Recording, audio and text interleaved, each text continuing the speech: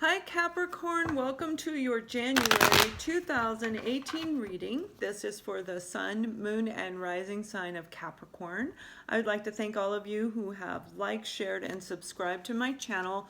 To those of you who have made donations and booked readings, I truly do enjoy doing this for you. Please check out your Moon and Rising sign as well, because sometimes they'll resonate better with you than your actual sun sign will. What I like to do is to take all three of them and pull out what's actually applicable for my life, and then it gives me a really good idea of what I can expect for that month. So what we're doing here, and of course if that doesn't work for you, you can always book a reading with me on my site, ascendingsoulsjourney.com, and the link is right below. So what we're doing is the last week of December, first week of January, moving into all the way through the month, okay? And again, this is a general reading. So what we have for you, and we're kind of in this week now, the last week of December, moving into the first week of January. So we have the Knight of Cups, the Four of Swords, the Star card, the Hierophant. So these are nice cards. You guys have some good cards here. So when it comes to career, some of you are in an environment that is exhausting. It's just exhausting. It's mental exhaustion. So maybe you work with a lot of numbers. Maybe you work with a lot of paperwork, but it's really exhausting brain-wise. Like you come home, even if you take a nap, your brain still, keeps going, kind of like mine. Mine goes all the time. But anyway, it's really been difficult for you. However, what's going to take place, what I'm hearing for this group of you, there are going to be some changes taking place in your environment, your work environment. They are making changes, and it should take effect in the month of January to start the new year. They're making changes, implementing them. You may already be aware of these changes. These changes are going to be really good for you because they're actually going to make you feel more emotionally satisfied with work, where you feel like, okay, they're following the book, I get to go home, everything is good because it's more traditional, okay? And what I'm actually getting for you is, for this group of you, you're kind of like, I like to go to work from this time to this time and take my lunch at this time. You're very routine oriented, okay? And the changes that they're making are going to be more along the lines of the policy. They may not have been following the policy, and it put an overload on you. You're going to be able to kind of take a break. Maybe you're taking some time off because of the holidays, but this break is going to actually calm your thinking down.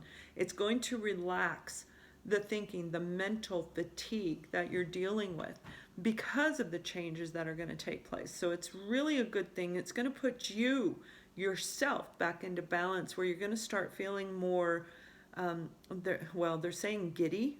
Okay, I don't know. Maybe you guys are giddy. That's what they just said. Regardless, it's going to put you in a better frame of mind, a more solid frame of mind. It's like, now I can move forward. I'm happy again. Life is good again.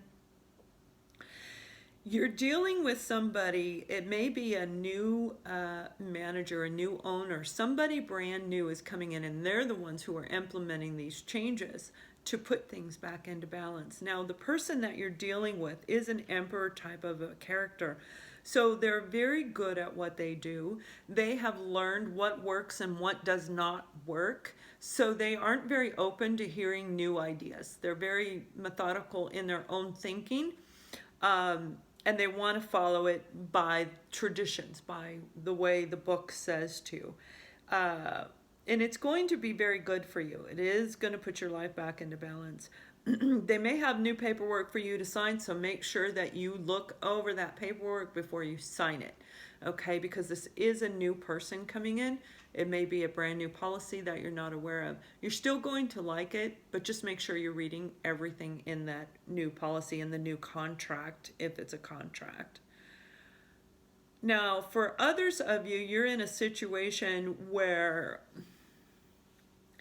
you're dealing with somebody in your, is it a family? Yeah, you're dealing with somebody in your life who is a very authoritative type individual. This could be a parent, this could be an uncle, grandfather, brother, somebody that you hold in an authoritative manner, okay? They're very wise, so you go to them frequently for advice whenever you need help.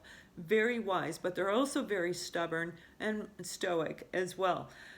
They're very much about holding things in tradition, and you're going to them to talk about, believe it or not, love. Okay, this is what I'm hearing. You're going to talk to them about love, and they're going to give you their version of love. And you may be at a point in your life where you may need to make a choice. There may have been some deception with a former partner or your current partner. You're at a point right now, do I continue to work on this or do I not? This person is going to give you their point of view, and then that will actually help you make a decision. Doesn't mean you're going to do what they say. It's a guideline. It's like, well, if it were me, I would do it this way. But they're going to bring something to clarity. Something's going to come in clear for you when they communicate with you. And it's going to be good for you. It's going to help you make a decision. Do I go forward with them, or do I take a leap of faith and move forward in the other direction and go solo? For each of you, it's going to be different. But the battling that's been going on in your head regarding this situation, by talking to this person, is actually going to help kind of calm that down a little bit. Now, some of you are in a relationship where there is a lack of balance between the two of you. This is an existing partner that you're actually with. You may be married or in a relationship with a person who is like the emperor, very stoic, not opening up. And it may have made you feel like, I don't know if I want to go forward with this person. I don't know if I want to stay in this relationship. They don't express themselves. I don't even know how they view me, okay, where I stand with this person, because they haven't been sharing it. You're at a crossroad right now. You're indecisive, is what I should say. Indecisive. Do I try to rejuvenate what we have and try to communicate with him, or do I walk away from this situation? And you're really being guided to actually work on the relationship with your partner. They're being stoic because there's something going on in the back of their mind that they haven't shared with you. So it's like they're trying to figure it out and not opening up. And yes, it has been a long time that they've been thinking about this.